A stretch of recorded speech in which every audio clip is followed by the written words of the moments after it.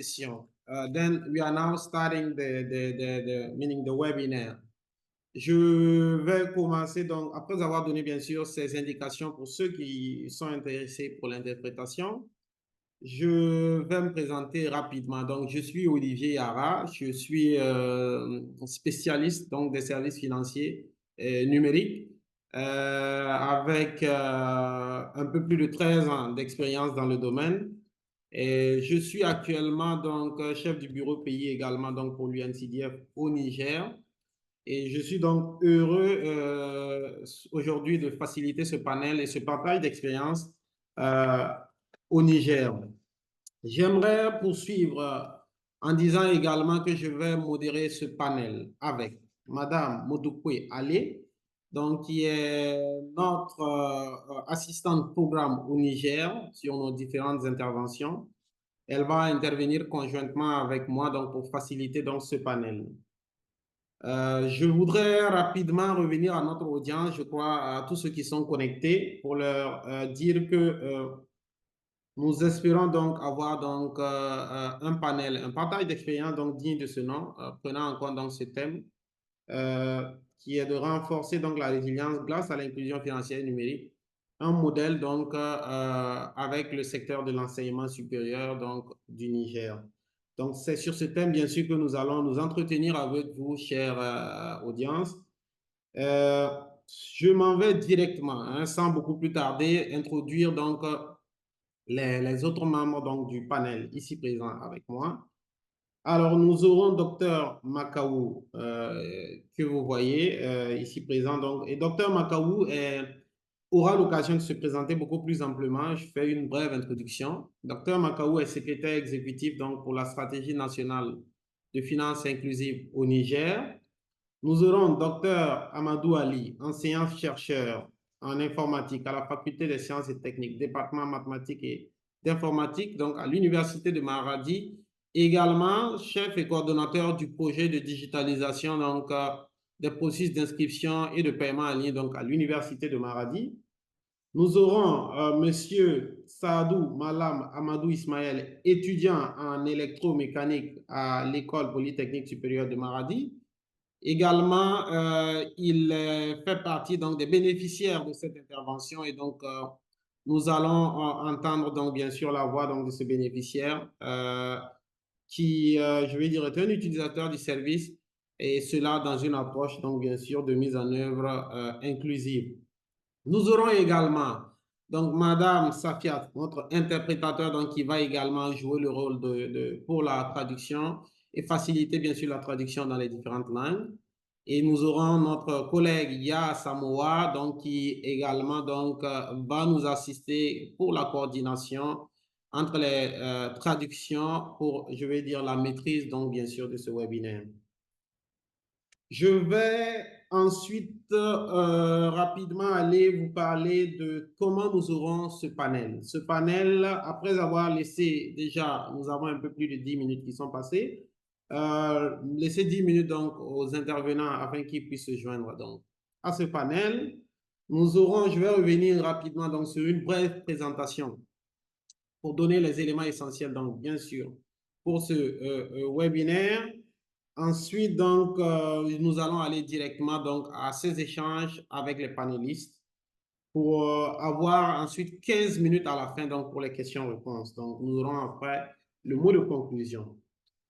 Alors, ceci dit, je vois que nous avons un peu plus d'une vingtaine donc, de personnes connectées. Et donc, je vois déjà, donc, Madame Ya sera chargée de faciliter, comme on le disait, donc, les discussions. Et donc, nous prendrons les questions, chers panélistes, à la fin, bien sûr, des différentes interventions. Mais n'hésitez pas à introduire, à insérer vos questions pendant la présentation. Donc, n'hésitez pas à tout moment. Nous espérons quand même avoir une session assez interactive à la fin. Mais voilà, n'hésitez pas donc à nous laisser vos questions, vos observations pendant le déroulé de la session. Alors, le titre, je vais le rappeler donc de cette session, de ce panel, c'est de renforcer la résilience grâce à l'inclusion financière numérique. à travers un modèle donc au niveau de l'enseignement supérieur, cas de l'Université de Maradi. Et nous allons rapidement situer le contexte. UNCDF, donc bien sûr, en partenariat avec l'Union européenne, l'organisation donc OACPS, donc des pays des Caraïbes du Pacifique, mais à profit des solutions de finances numériques à travers un programme que nous appelons Digital Financial Services for Resilience, afin d'accroître donc la résilience des groupes vulnérables et des populations marginalisées dans les PMA, les pays les moins avancés. Au Niger, le programme Digital Financial for Resilience a accompagné la mise en œuvre de solutions de paiement numériques transformationnelles dans les universités, en commençant par l'université de Maradi, visant à révolutionner les processus non seulement d'inscription, de paiement, mais également dans les prochaines étapes, donc bien sûr d'administration, bien sûr des cours aux étudiants. En passant, une plateforme numérique donc a été facilitée donc afin non seulement, je vais dire, de recevoir les demandes d'inscription, de préinscription, mais aussi donc de transactions financières donc pour les paiements de frais d'inscription ou de scolarité. Le projet a consisté à simplifier les processus, élargir l'accès et améliorer la gestion financière des étudiants, mais aussi de l'institution. Donc, cette solution a démontré son potentiel, puisque cela fait déjà un peu plus de 2 ans qu'elle est mise en œuvre, à atténuer les chocs économiques en réduisant les charges financières et en améliorant l'accès aux populations à l'éducation. De plus, elle favorise l'inclusion financière grâce à la formation et à la sensibilisation. Je vais dire module, c'est un module, c'est une partie intégrante de cette intervention à travers des ateliers qui sont menés dans les universités, ici en l'occurrence à l'université de Maradi. Donc, elle promeut enfin donc des systèmes de paiement efficaces et sécurisés. Nous aurons l'occasion d'entendre un peu plus donc de nos panélistes dans peu de temps. Je ne vais pas prendre plus de temps de nos panélistes dans l'intérêt de leur laisser partager l'essentiel ou la quintessence. Je vais tout de suite m'adresser à nos chers panélistes. Comme je le disais, j'ai un peu introduit nos différents panélistes, mais en prenant la parole, nos panélistes donc, prendront le soin de se présenter un peu plus amplement donc, pour tous les participants.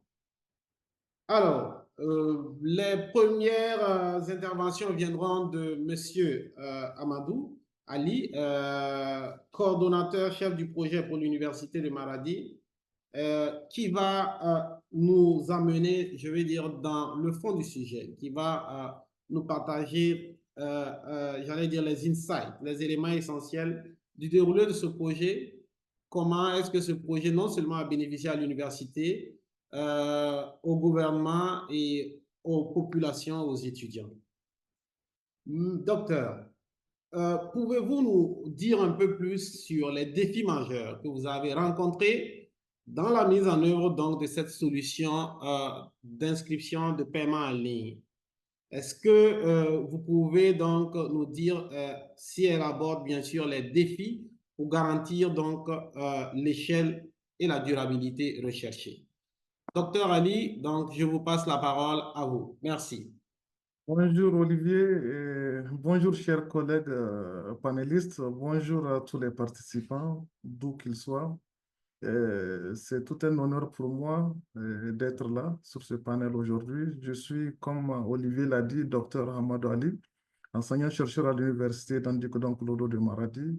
Et en même temps, depuis 12 ans, il faut le préciser, et en même temps, je suis le directeur en charge des technologies de l'information et de la communication, notamment pour l'éducation, depuis pratiquement 10 ans. Et en ce qui concerne le projet de digitalisation des paiements, effectivement, quand nous l'avons amorcé en 2022, nous avions devant nous un certain nombre de défis. Parmi ces défis, je dirais qu'on avait 3 à 4 défis majeurs. Le premier était de pouvoir réussir d'abord ce que j'appelle le préalable au paiement, à la digitalisation des paiements. C'était la digitalisation des préinscriptions et des inscriptions. C'était le tout premier défi. Le second défi, et ce défi était de taille parce que quand on parle de préinscription, il s'agit des étudiants qui vont venir nouvellement à l'université, donc des nouveaux bacheliers. Il fallait les atteindre, où qu'ils soient au Niger, tout comme ailleurs. Le second défi, c'était, je dirais, le défi de l'accompagnement. L'accompagnement parce que nous étions les premiers au Niger en tant qu'université à décider de nous lancer dans cette, entre guillemets, aventure. Et sur qui est-ce qu'on pouvait compter? Alors, nous avions besoin de partenariat. Et ce partenariat, nous l'avons trouvé de deux côtés. D'abord, nous avons fait l'heureuse rencontre de UNCDF et aussi de la FinTech nigérienne eFuture, qui est un agrégateur de paiements digitalisés. C'était le deuxième défi. Le troisième défi, je dirais, c'était pour nous d'amener tout le monde à adhérer, tous les acteurs à adhérer à cette innovation qu'on aimerait apporter dans l'écosystème universitaire du Niger. Parmi les acteurs, naturellement, il y a d'abord le management de l'université, jusqu'au niveau du conseil d'université, arriver à convaincre de la nécessité d'aller dans cette direction. Parmi les acteurs, il y a aussi très important les étudiants qui vont être embarqués dans une nouvelle manière de faire, que ce soit les inscriptions ou les paiements. Il y a aussi les agents administratifs qui étaient en charge des questions de scolarité, aussi en charge des questions financières. Donc, il fallait trouver un mécanisme pour amener tout ce beau monde-là à adhérer et à continuer la main dans la main dans cette direction. Le dernier défi, je dirais, c'était celui de réussir une bonne communication autour de ce projet. Une bonne communication, j'ai l'habitude de le dire, à la fois pour l'université, mais au-delà de l'université, pour que, au-delà de l'université de Maradi, que les autres universités aussi du Niger puissent emboîter le pas. Et donc, c'était à peu près les quatre défis que nous avions en ce temps-là. Et Dieu merci, nous avions pu les surmonter et ceci nous a permis justement à la rentrée académique 2022-2023, non seulement d'amorcer les inscriptions digitalisées et aussi les paiements digitalisés. Et ça se poursuit très bien jusqu'à présent.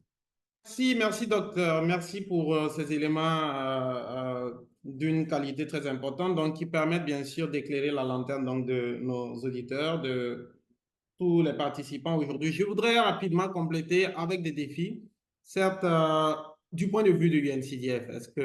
Parce qu'en fait, ça n'a pas été un chemin facile. Comme le docteur l'a dit, c'était la première fois donc, qu'une université publique se lançait donc bien sûr, dans cette démarche, donc, bien sûr, de digitalisation, non seulement des inscriptions, mais également donc, des, des paiements. Je crois qu'on a perdu Olivier. Peut-être que mon député devrait continuer. Oui. Docteur, oui, je vous reviens. Donc, alors, donc, je disais que cela n'a pas été facile parce qu'il a fallu donc une approche donc, qui consistait donc bien sûr à discuter un peu avec toutes les universités, avec tous les participants donc pour s'assurer donc de la vision, pour s'assurer donc d'une stratégie existante donc allant vers la digitalisation. Ceci dit, donc je m'en vais tout de suite donc docteur vers la seconde question qui est-ce que d'un point de vue enseignant, parce que vous êtes à la fois responsable de projet également enseignant, euh, est-ce que pouvez-vous nous dire comment l'introduction donc, de ces paiements et des plateformes numériques a-t-elle impacté l'efficacité académique et administrative donc, au sein de l'université? Merci, docteur Ali. Merci Olivier pour cette importante question. En prenant ma robe d'enseignant, je dirais que le premier impact très positif pour l'université Claude de Maradi et au-delà, pour nos étudiants, pour le Niger, c'est la réduction ou je dirais même l'élimination de ce qu'on appelait le retard académique. Le fait, peut-être les gens pourraient se demander comment est-ce que les paiements ont un lien avec le retard académique. Il y a 2, 3 ans, l'un des problèmes qu'on avait dans nos universités, c'était vraiment ce retard, les années qui ne finissaient pas. Et parmi les raisons du fait que les années ne finissaient pas, nous sommes une université technologique, nous avons beaucoup de travaux pratiques à faire. Les travaux pratiques se font avec des matières d'œuvre que nous achetons le plus souvent avec des ressources propres. Les travaux pratiques se font à travers des sorties académiques, des visites en entreprise que nous financions sur des ressources propres. Eh bien, le fait d'avoir réussi à digitaliser les paiements nous a permis d'aller, je reviendrai un peu là-dessus, de pouvoir mobiliser les ressources nécessaires en vue de faire ces activités académiques dans les délais impartis. Et ce faisant, le retard académique a été considérablement réduit. Le second point positif, impact positif en tant qu'enseignant, c'est qu'aujourd'hui, quand je suis dans une salle de classe ou dans une salle d'examen, je peux, grâce à ce système-là, en utilisant juste mon smartphone, m'assurer que je n'ai pas d'étudiants fictifs dans la salle. Le système me permet, en utilisant le matricule de l'étudiant et mon smartphone, de vérifier que chaque étudiant que j'ai dans la salle, que ce soit une salle de cours ou une salle d'examen, que cet étudiant est à jour de ses droits d'inscription. C'est un point très positif en tant qu'enseignant. Et de fait, ça permet justement, en tant qu'enseignant, après un examen, de ne pas avoir, par exemple, des copies supplémentaires non pertinentes à corriger. Pourquoi? Parce que seuls composeront les étudiants qui sont régulièrement inscrits et seuls pourront s'inscrire ceux qui ont régulièrement payé leurs droits d'inscription. Alors, en tant qu'enseignant, c'est un point très important. Et l'autre point important en tant qu'enseignant, qui a droit à 2 mois de vacances universitaires, par le passé, avant la digitalisation, il arrive que pendant les vacances, que l'administration sollicite les enseignants pour venir procéder à la sélection des dossiers, qui étaient des dossiers physiques. Et aujourd'hui, avec ce mouvement de digitalisation amorcé à l'université, nous jouissons pleinement de nos 2 mois de vacances. Et donc, du coup, en tant qu'enseignant, je suis comblé de ce point de vue-là. Merci, merci, merci, docteur. Je vais rapidement aller vers la dernière question sur laquelle vous pouvez revenir rapidement. C'est simplement de savoir comment est-ce que vous voyez ou quelles sont donc les solutions de finances numériques, comment est-ce qu'elles améliorent de votre point de vue, docteur, non seulement la gestion financière, donc je vais dire, au sein de l'université. Cette question elle se situe dans un contexte où, à l'étude d'impact, nous avons vu que dès la première année, nous avons eu un bond en termes, donc, bien sûr, de collecte de scolarité donc, auprès de l'université. Nous aimerions vous entendre un peu plus, docteur, là-dessus. Pouvez-vous nous en dire en 1 ou 2 minutes? Merci. Alors, M. Olivier, merci parce que je n'ai pas abordé même le deuxième volet justement de la question précédente sur le volet administratif. D'un point de vue administratif, parce que je suis aussi administrateur, vous l'avez dit, avant, pour collecter les frais d'inscription et de formation, il fallait mobiliser des agents financiers de l'université qui, justement, font même des heures supplémentaires pour recevoir des centaines, des milliers d'étudiants. Aujourd'hui, ceci n'est plus nécessaire. Aucun financier n'est affecté à la collecte des frais, des droits d'inscription et de formation. Deuxième aspect, justement, en lien avec cette digitalisation des paiements, je l'ai abordé tantôt, c'est le fait que nous avons considérablement optimisé la mobilisation des ressources internes à travers les droits d'inscription.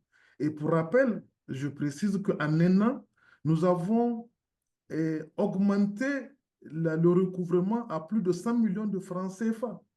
Et aujourd'hui, ça, c'était la première année. Et chaque année, en tout cas, l'optimisation se poursuit.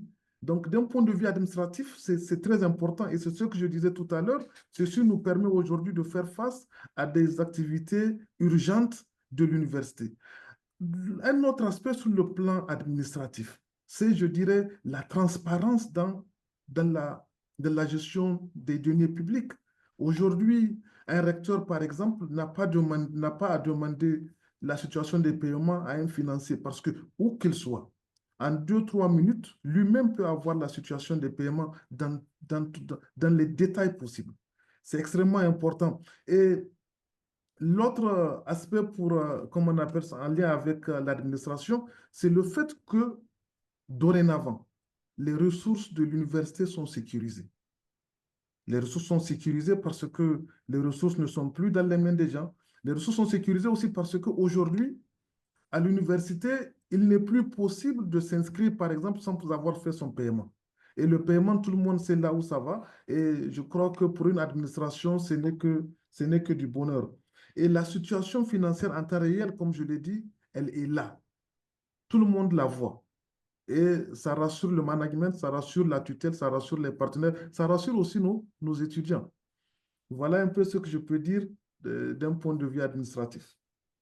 Merci, merci, docteur. Merci, très, très intéressant. Je pense que ce sont des éléments qui démontrent de l'impact d'une telle innovation pour l'Université de Maradi, mais aussi pour l'écosystème. Il faut dire que ce projet a été mis en œuvre dans une approche de développement marché.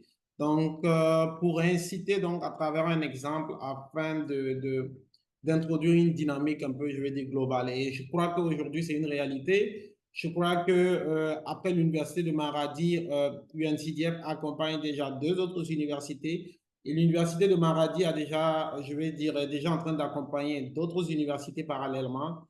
Donc, je pense que ce qui démontre du succès, ce qui démontre donc de l'intérêt d'une telle innovation donc, pour nos universités. Alors, comment est-ce qu'ils ont vécu? Alors, Monsieur Amadou, pouvez-vous nous dire rapidement comment la solution de paiement numérique a-t-elle amélioré la résilience des étudiants au sein de l'Université de Maradi? Comment la transition vers des systèmes de paiement numérique a-t-elle affecté, vous personnellement, en tant qu'étudiant, votre gestion financière, mais de façon globale, l'ensemble des étudiants?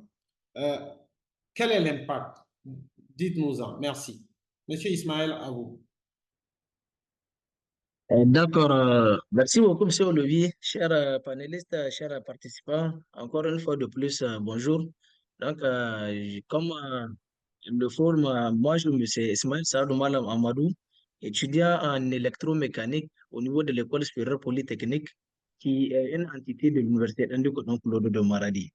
Donc, il faudrait d'abord noter par rapport à votre question, Monsieur Olivier, que la convergence de l'ancien système vers le système numérique, c'est-à-dire le paiement en ligne, constitue ce qu'on appelle pour nous un ouf de soulagement parce que quand vous faites un regard rétrospectif sur ce qui s'est passé auparavant, ne serait-ce qu'au niveau de l'inscription, il y avait une longue file d'attente à laquelle les étudiants étaient confrontés.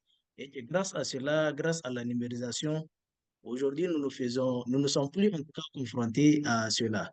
Et aussi, ce qu'il faudrait regarder, c'est par rapport à la garantie.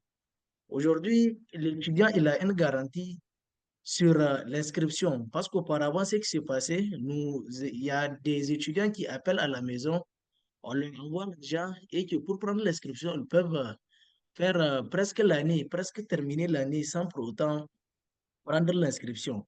Et c'est un peu risquant. Et avec le système de numérisation, ça a engendré ce qu'on appelle une prise de conscience au niveau des étudiants.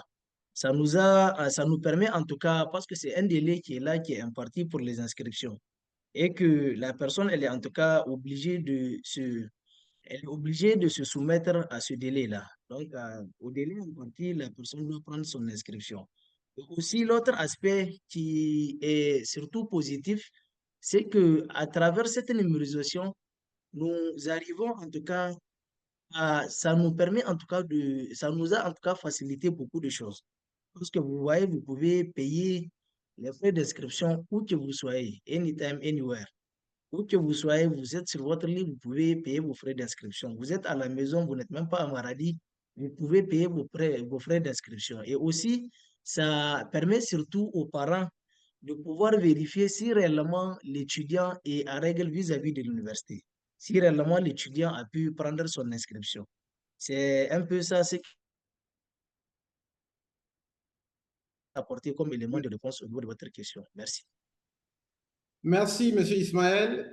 J'avais une deuxième question pour vous, mais nous allons la prendre en même temps donc, que les questions des participants. Je crois que nous en aurons dans l'intérêt de permettre donc, aux autres panélistes. Donc, je reviendrai vers vous d'ici peu, Monsieur Ismaël. Alors, je fais rapidement la transition avec Madame Modou Pouyale, donc qui va à nous entretenir avec le secrétaire exécutif pour la stratégie nationale de finances inclusives, Dr Macao. Donc, nous aurons l'occasion d'entendre d'une perspective globale, c'est-à-dire que d'un point de vue, je vais dire global, quel a été l'impact, quels sont les challenges, quels sont les défis, donc bien sûr, du développement donc, des services financiers numériques donc, au Niger. Madame Ali Moudoukoui, alors, à vous. Merci, Monsieur Yara. Bonjour, chers panélistes et participants en ligne. Donc, je suis Modoupé Allé, je suis assistante programme à UNCDF Niger et je vais donc co-modérer cette session avec Monsieur Yara. Donc, avant de continuer notre discussion, je tenais à remercier nos panélistes, Dr Amadou et Monsieur Ismaël, pour leurs interventions enrichissantes lors de cette session sur la finance inclusive et qui met en lumière le cas inspirant de l'Université de Maradi. Donc, nous allons donc poursuivre la discussion et explorer davantage la thématique et nous aurons le plaisir d'accueillir un expert du secteur de la finance inclusive, Dr Makaou Mahaman, qui est le secrétaire exécutif de la stratégie nationale de la finance inclusive au Niger. Alors, Dr Makaou, avec l'expansion des solutions financières numériques, notamment celles mises en œuvre à l'Université de Maradi, nous sommes confrontés à un paysage en pleine évolution. D'un point de vue sectoriel, pourriez-vous nous parler des principales opportunités et des risques associés à cette expansion dans le domaine de l'éducation et comment ces initiatives s'alignent-elles avec les stratégies nationales de digitalisation et d'inclusion financière des universités, si de telles stratégies existent bien sûr? Je vous laisse la parole, Dr Makaou. Merci beaucoup, Madame Moudoukoupé. Bonjour à toutes et à tous. Bonjour, chers participants. Je suis Dr Mako Mahamad. Je suis d'abord cadre supérieur de la BCAO, secrétaire exécutif de la stratégie nationale de finances inclusive, qui est un organe placé au cabinet du ministre de l'économie et des finances. À ce titre, donc, j'ai été détaché de la Banque centrale pour conduire cette mission auprès du gouvernement. Alors, d'abord, un constat, la question du numérique et dans la plupart des pays en développement, et singulièrement les pays de l'Afrique au sud du Sahara, la question d'actualité. La question d'actualité dans tous les pays est une composante essentielle des politiques publiques. Les opportunités sont évoquées par Dr Ali et Ismaël en termes de sécurité, en termes de célérité, notamment. Je voudrais personnellement m'appesantir sur deux aspects majeurs. La réduction des coûts de transaction, ce qui a permis la baisse des prix des services financiers numériques. Et ensuite, je vais m'appesantir sur la réduction de la distance qui sépare les points de services financiers et les consommateurs que nous sommes. En un certain sens, l'élargissement de l'accès aux services financiers au plus grand nombre. S'agissant d'avoir des coûts, pendant des années, on peut dater jusqu'à la dernière crise financière de 2008, l'accès aux services financiers dans nos pays africains a été limité par beaucoup d'obstacles qui renchérissent les prix de ces services. C'est le cas notamment des frais bancaires élevés que tout le monde connaît, si tant est qu'on a essayé une relation avec les institutions financières. Donc, des frais bancaires élevés, surtout pour les microcomptes. Un éloignement des points de service. Pensez dans un pays comme le Niger, si vous êtes en milieu rural, il vous faudrait parcourir des kilomètres pour avoir un point d'accès aux services financiers. C'est le cas notamment des enseignants dans les zones rurales qui doivent souvent prendre 2 jours la semaine pour aller faire la queue, toucher leur salaire. Ensuite, les obstacles liés à la garantie que les institutions financières demandent pour entrer en relation avec les offres de services financiers. Garantie que tout le monde n'a pas, surtout pour les jeunes qui sont encore en train d'étudier, les femmes, notamment les femmes africaines, qui n'ont pas accès dans beaucoup de pays à la propriété. Cet obstacle limite l'accès de ces personnes aux services financiers. Plus globalement, les services financiers offerts par les institutions financières ne sont même pas adaptés aux besoins de ces populations. Des populations, notamment les jeunes qui ont un revenu insuffisant et irrégulier. Vous avez encore l'informalité de nos économies. Une économie comme celle du Niger, mais aussi celle des autres, sont à 2/3 informelles. Vous avez la faiblesse de la réglementation. L'accès aux clients même est risqué. L'information sur les clients n'est pas disponible. Toutes ces choses ont été des contraintes pratiquement insurmontables par les institutions financières. Mais ensuite, vient la révolution numérique. La révolution numérique qui apporte des solutions à tous ces obstacles. Et comme je dis, la baisse des coûts. Une fois que les coûts sont baissés, parce que les populations sont rapprochées, les postes de services sont transportés virtuellement vers les populations, les banques étaient en mesure de baisser les prix de ces services et donc permettre au plus grand nombre d'avoir accès. Mais cette révolution numérique a été poussée d'abord par les opérateurs qui ont mis la pression, on va dire, sur les autorités de régulation afin de les amener à prendre en compte dans le cadre législatif et réglementaire les innovations.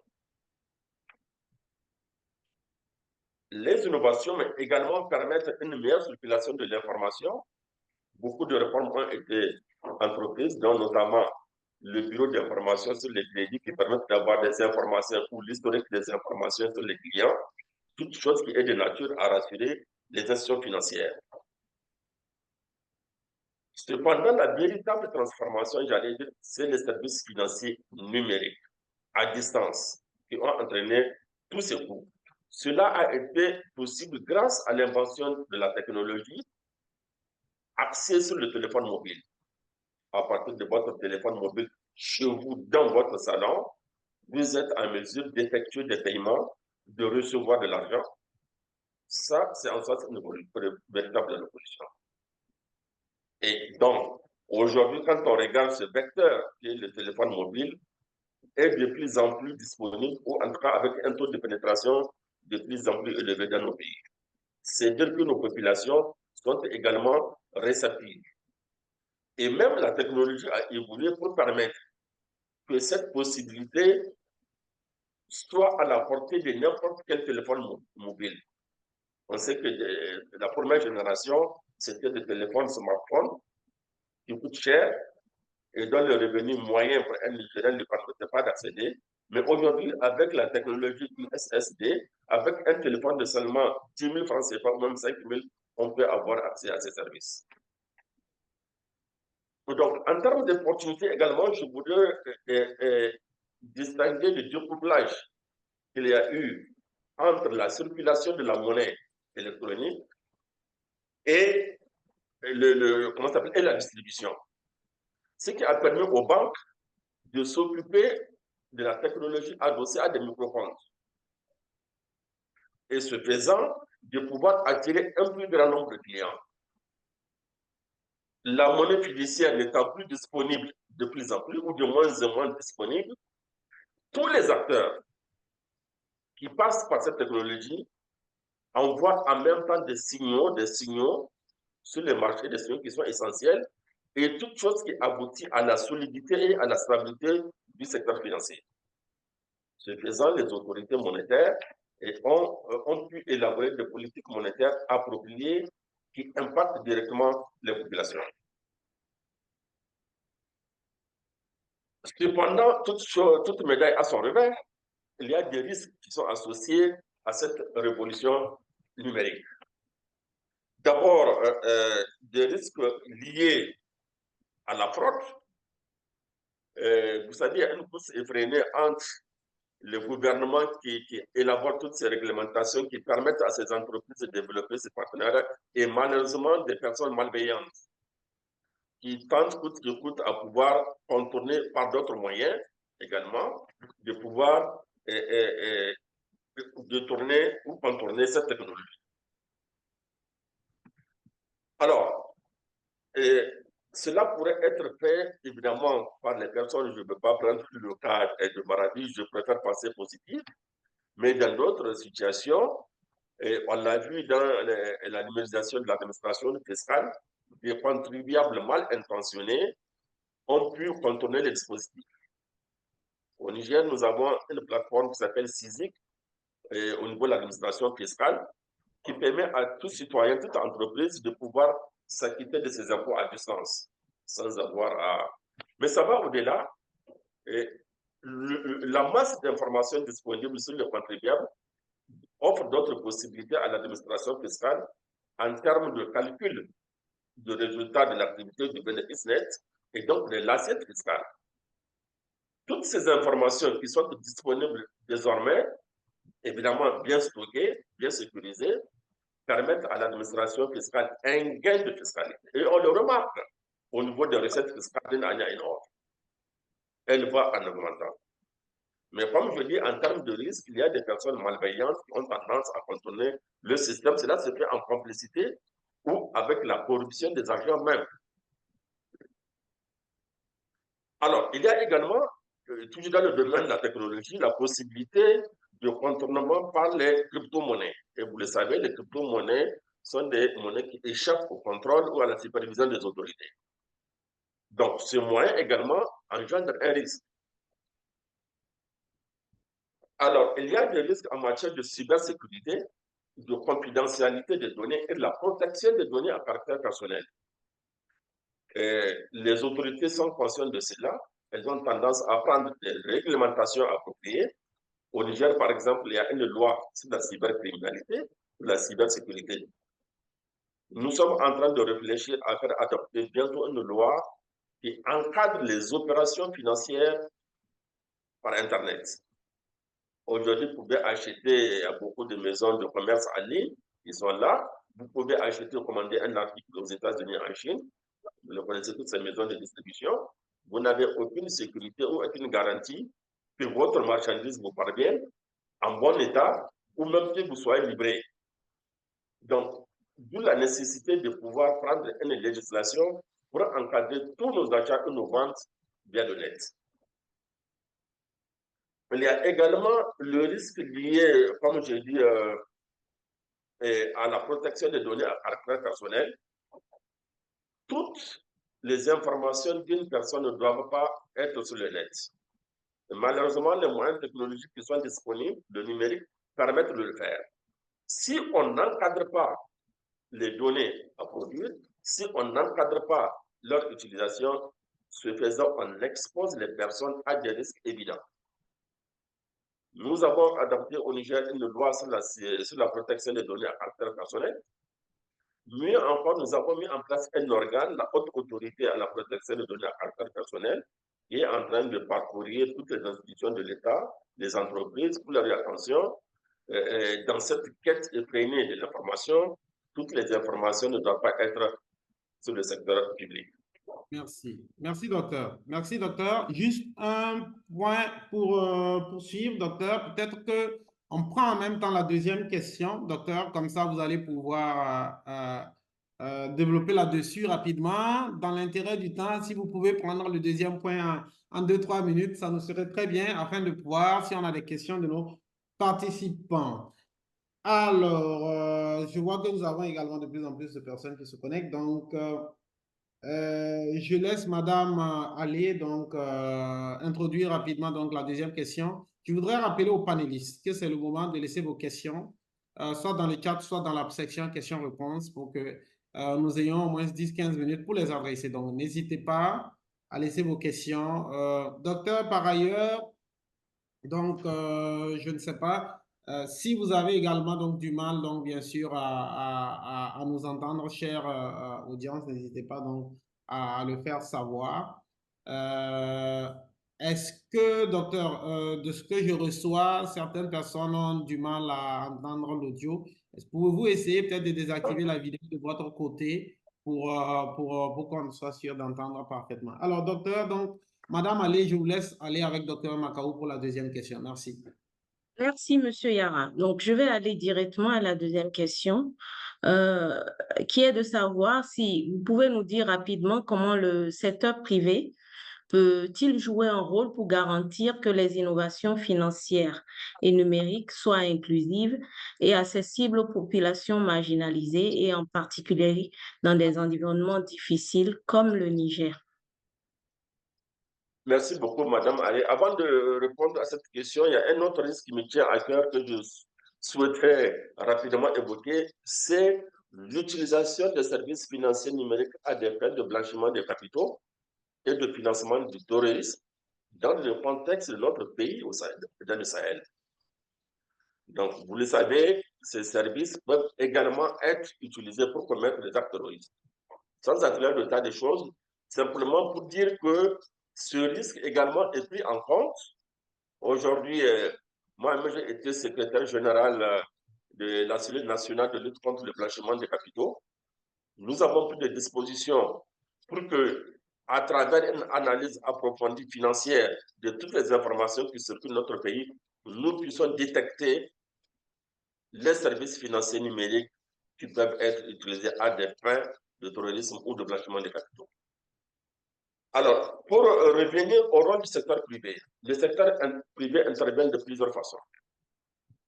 D'abord, tout de suite, les impacts de partenariat public-privé. Du côté privé, nous avons besoin de startups de fintech nationales qui consomment des solutions digitales, des solutions numériques. Au Niger, nous avons contribué à créer une association de fintech nigérienne il y a 2 ans, en 2022. Et nous les accompagnons, d'ailleurs avec l'UNCDF, on a fait beaucoup de missions d'imprégnation avec ces entreprises. Aujourd'hui, le secteur est dynamique, ils sont en train de créer des solutions, ensuite aller vers des partenariats avec les institutions financières.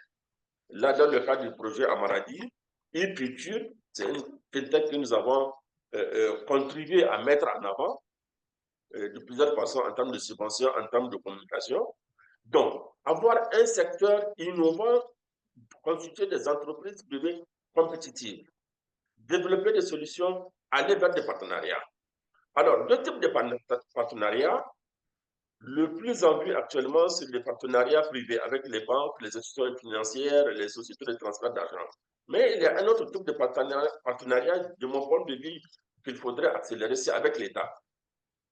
Aujourd'hui, tous les services de paiement de l'État aux personnes ou de personnes à l'État doivent être numérisés et digitalisés.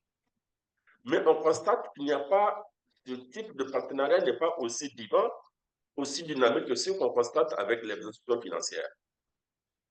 L'administration fiscale, je l'ai dit, est aujourd'hui entièrement digitalisée. Le Trésor également, la douane avec une plateforme qu'on appelle Sidonia Plus, qui permet de s'acquitter de ses frais de douane à domicile.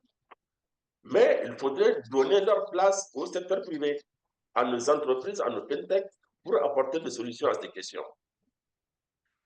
Ensuite, toujours dans le secteur privé, je pense à l'acceptation des services de paiement numériques par la population. D'abord, la population dans le secteur de la distribution. Nos commerces aujourd'hui, nos stations d'essence et tous les grands facturiers doivent accepter ce type de service. Si on regarde que la Nigélec, par exemple, ou la SNE pour payer l'eau et l'électricité, l'accepte avec beaucoup de déconvenus, mais dans beaucoup de commerces, on ne constate pas ce mouvement. Vous êtes obligé d'aller dans un supermarché sortir de l'argent cash pour payer. Il faut qu'on songe rapidement à prendre en compte ce type de partenariat privé permettre à ce commerce d'accepter les moyens de paiement numérique. Ça a commencé avec justement l'UNCDF, mais aussi le projet PVI, projet village intelligent financé par la Banque mondiale, qui a permis de subventionner l'acquisition de ce qu'on appelle TPE, le terminal de paiement électronique, et de le mettre de façon subventionnée à tous les commerces, les supermarchés, au moins dans un premier temps ici à Niamey, et permettre à la population locale de pouvoir, avec une carte bancaire, pouvoir s'acquitter de ses achats dans tout le commerce sans avoir à faire recours à la monnaie fiduciaire. Donc, voilà, le secteur privé a son rôle à jouer, mais dans un partenariat public-privé plus dynamique et dans lequel l'État apporte toute l'importance à ces entreprises nationales. Merci, docteur. Merci pour ce partage très riche, très intéressant. Je crois que nous en sommes tous convaincus. Cela me fait penser à différents cadres donc, qui ont été mis en œuvre donc, au Niger à travers UNCDF pour faciliter ce dialogue public-privé et donc bien sûr inciter l'innovation. Je pense au cadre national de concertation sur la finance inclusive.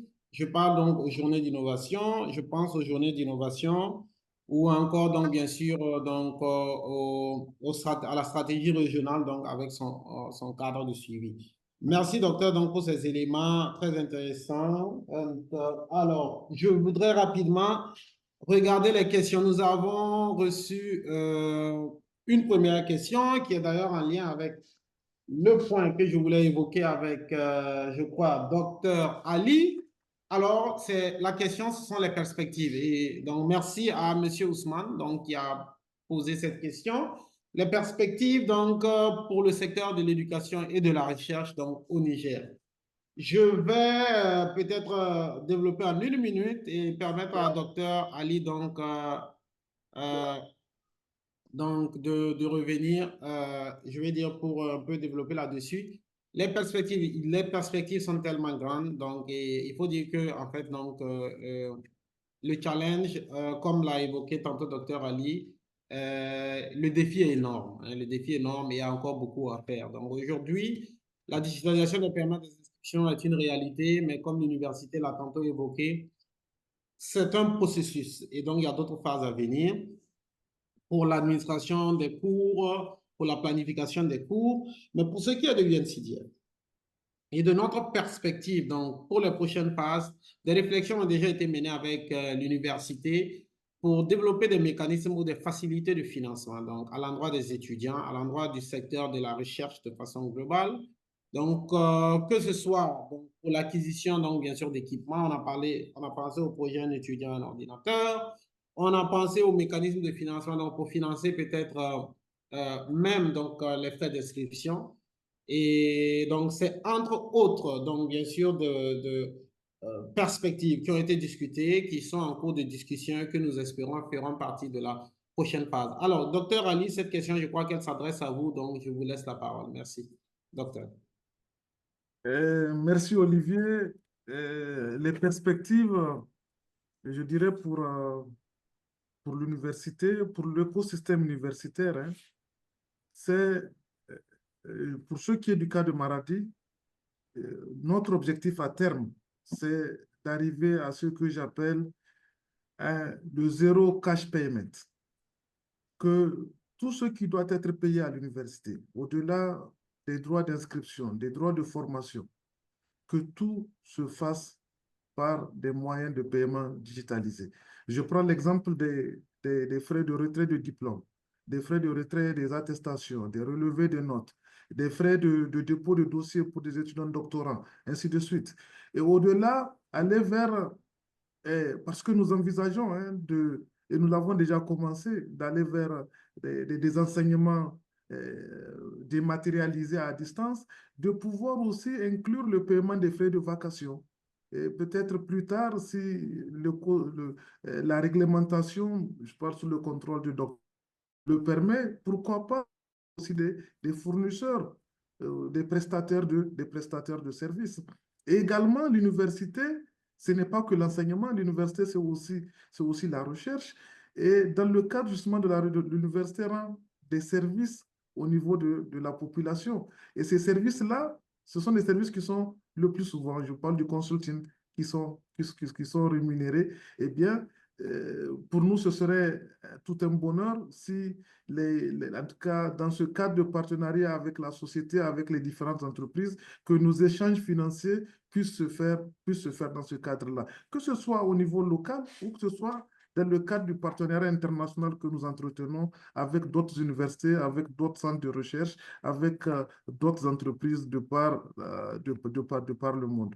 Donc ça, c'est un premier aspect. Le deuxième aspect, et en ce qui concerne les perspectives, vous l'avez évoqué, M. Olivier, c'est qu'il faut accompagner tout ce processus.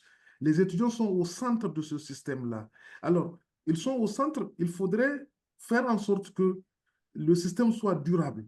Et pour la durabilité, il serait important de trouver un mécanisme qui puisse accompagner ces étudiants et les universités à supporter les coûts liés aux transactions financières. Ça, c'est un premier aspect. Le deuxième aspect, c'est de faire en sorte que les étudiants, surtout, puissent embarquer pleinement dans cette nouvelle ère-là, à travers le projet que vous évoquez tantôt, un étudiant, un ordinateur portable.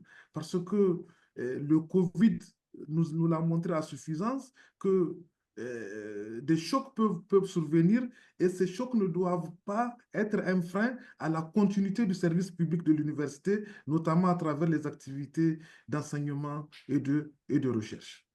Merci. Merci. Merci, docteur. Merci. Nous avons une question pour la SNFI. J'aimerais avoir 1 minute quand même pour faire un récapitulatif donc, de ce partage très riche. Alors, docteur Makaou, si vous pouvez en 1 minute donc, répondre à cette question, je crois en fait que j'avais même déjà donné les éléments. Hein. La question, c'est quelles sont les plateformes actuelles mises en place donc, par la SNFI pour faciliter les échanges et la concertation au secteur public, en particulier les institutions financières et FinTech? Quelles sont les priorités identifiées pour ajuster la réglementation? Docteur Makaou, en 2 minutes, pour qu'on puisse faire le récap donc, pour nos participants. Merci. Merci beaucoup, Olivier. Très rapidement, nos priorités actuellement sont le secteur de l'éducation et de la santé. Pas plus tard que ce matin, justement, avant cette réunion, on a tenu des échanges sur le secteur éducatif. Qu'est-ce qu'il faut faire en termes de digitalisation? Nous avons des priorités assez précises là-dessus. En termes, nous serons bientôt dans la région de Maradi, dans le cadre du programme national d'éducation financière, avec les modules déployés dans les cursus. Nous allons toucher du doigt les vecteurs de cet enseignement-là, y compris la possibilité de faire à distance. Nous avons également parlé de la possibilité offerte aux enseignants dans les villages de venir à Maradi et toucher leur sol. Nous avons un projet avec la Poste, dans lequel nous allons très bientôt, au mois de janvier, entrer dans le capital de la nouvelle Poste, pas Poste postale, mais Poste Finance, qui est une création, dans laquelle nous allons identifier les processus de digitalisation permettant aux enseignants dans les zones rurales de pouvoir toucher leur sort de leur pécule sans avoir à faire le voyage sur maladie. Ensuite, la digitalisation des transferts sociaux. Je pense notamment à la pension de retraite. C'est très important. À la digitalisation avec des partenaires comme le PAM sur le transfert cash forward. Okay. Nous sommes en train de réfléchir à digitaliser toutes ces procédures dans la santé. Je voudrais ajouter une chose, dans la santé, c'est important. Oui. Nous avons des femmes qui sont dans nos villages reculés, dans la région de Maradi, pour carituler, qui sont enceintes, qui nécessitent de venir accoucher à Maradi, sans connaître si le médecin est disponible, n'est-ce pas, ou s'il existe à Maradi.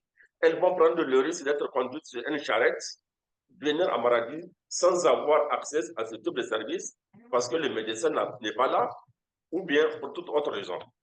Donc, transporter l'information à nos femmes dans le village sur la qualité des services médicaux disponibles à Maradi, les médecins qualifiés, leur disponibilité, on peut le faire par la digitalisation de ces services et faciliter la vie à nos femmes dans les villages.